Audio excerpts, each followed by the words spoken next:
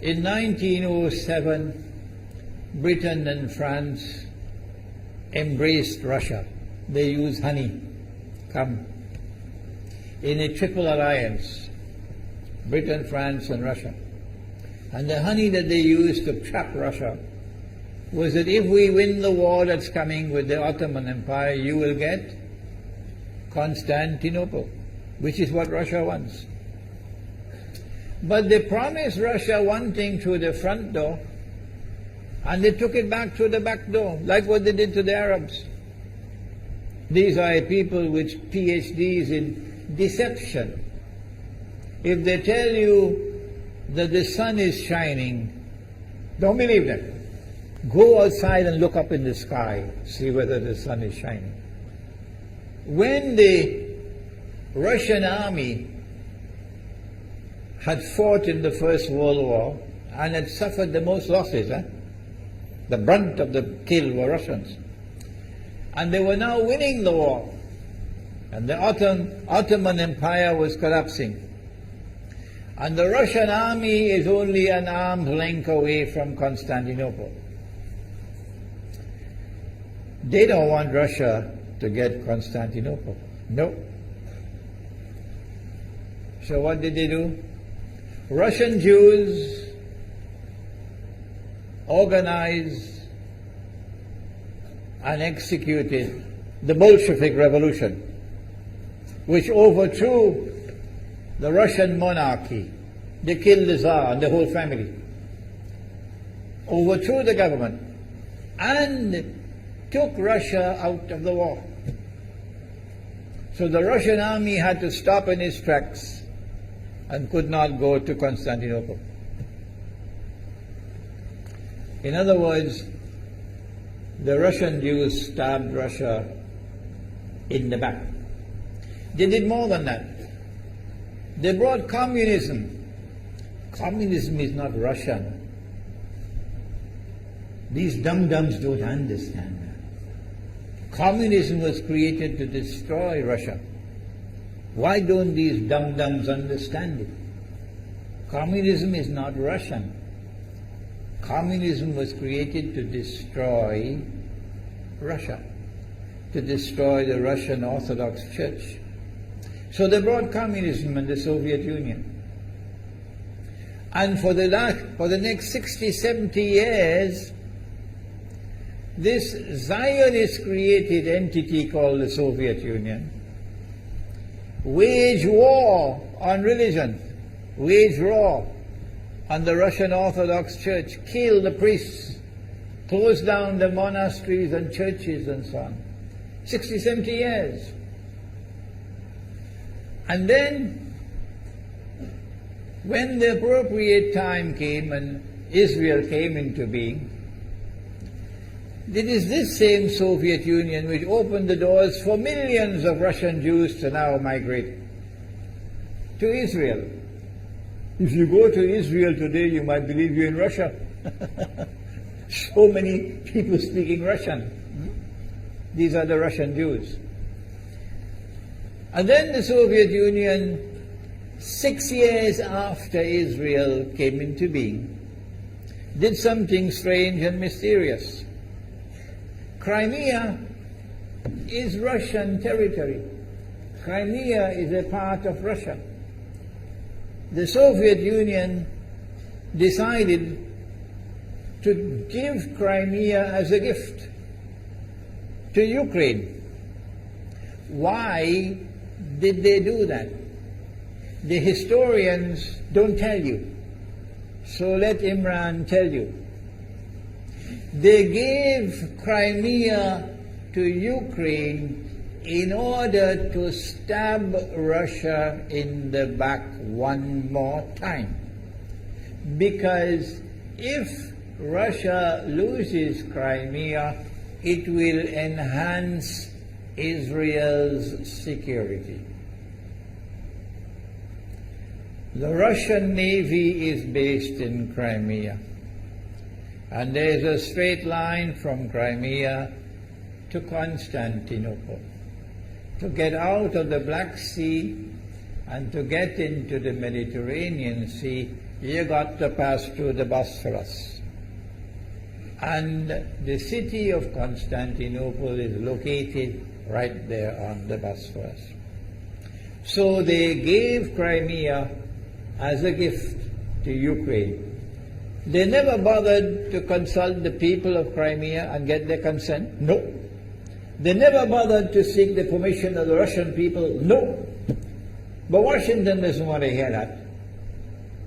The foolish man who now sits in the White House of the United States, the foolish man who would like to pretend that he's a man of wisdom, he doesn't want to hear. But what are the rights of the Russian people? Were they not violated? Do they not have the right to correct Iran and recover the territory which was unjustly taken away from them on Israel's behalf? Obama doesn't want to hear that.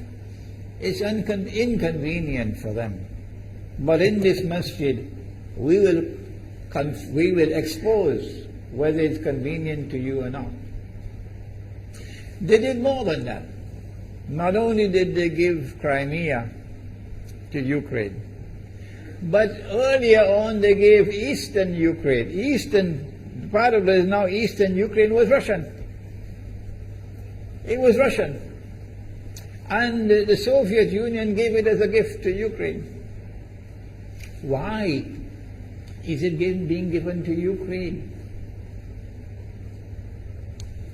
Answer is that when the proper moment comes, the same people who brought the Soviet Union into being now have a method by which they can cause it to collapse. The method that they're using now in Venezuela, popular demonstrations, they did it in Egypt, they did it in Tunisia. They are masters of that. They did it with the Soviet Union. I used to think that the Soviet Union collapsed because of Allah's kindness. But I was wrong.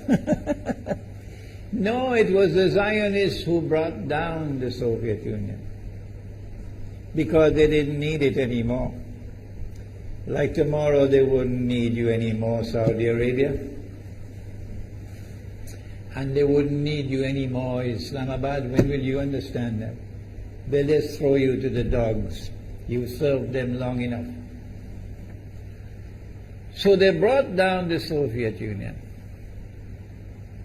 Why? So that Ukraine might emerge as an independent state. That's danger for Russia. They prepared the way. And now Ukraine emerges as an independent state. So the rope is around Russia's neck now. And from that day, when the Soviet Union collapsed, until yesterday, the relationship between Russia and Ukraine was always problematic. But the people of Ukraine still had the good sense and wisdom to appoint a government that was pro-Russian. The Zionists decided it's time for us to use our, the street demonstrations. And last October, November, December, the world witnessed Caracas all over again. And eventually, the Zionists got what they wanted. You have the money, and you can send in your special people, snipers who will kill, and so on, throw petrol bombs and so on. And eventually they got what they wanted. They created enough havoc. May Allah protect Malaysia from that. Ameen. Ameen. And the president of Ukraine fled. He's a democratically elected according to your method, Mr. Obama, according to your system. He's a legally elected president of Ukraine. And he had to flee. And these hypocrites in Washington and London and Paris who would like us to believe that they are honorable men. They are not. Instead of standing on the side of the legally appointed president and demanding the rule of law, they all showed their colors as hypocrites in immediately recognizing the new government in Ukraine. The new government in Ukraine is anti-Russian. That's what they wanted. That's why they brought down the Soviet Union, to bring in a Ukraine into being as an independent state, and then to eventually get an anti-Russian government in Ukraine.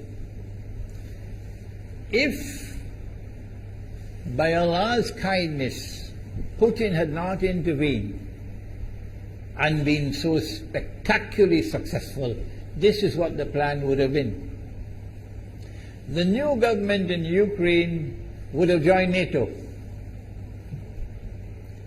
and Russia could not stop it. And when the new government in Ukraine joined NATO, NATO will then send its armed forces into Ukraine. It could include nuclear weapons. Then Ukraine will pick a fight with Russia and decide that Russia must now vacate Crimea. Shut down your naval base. The rope is now tightened around your neck. Russia has to put its tail between its legs and withdraw its fleet, Black Sea Fleet, from Crimea. Russia is no longer a naval power. Crick crack, you finish, and Israel will celebrate. That was the master plan. But Allah planned, and Allah's plan was successful. And it is time for the Muslim world to recognize and to see, I cannot influence governments, so what can I do? Don't bother, you waste your time with governments. But the people can understand that this was Allah's plan. They planned, the enemy planned for so long, and at the last moment Allah intervened. And Putin was able to get the people of Crimea to vote in a referendum. And they voted 90-something% in favor of returning to Russia. They were a part of Russia, and they want to return to Russia. So Putin was successful in delivering to the Zionist movement the first defeat it has ever suffered, significant defeat, in the more than 100 years since the Zionist movement was established. If that is not a sign from Allah, it's time for you to wake up.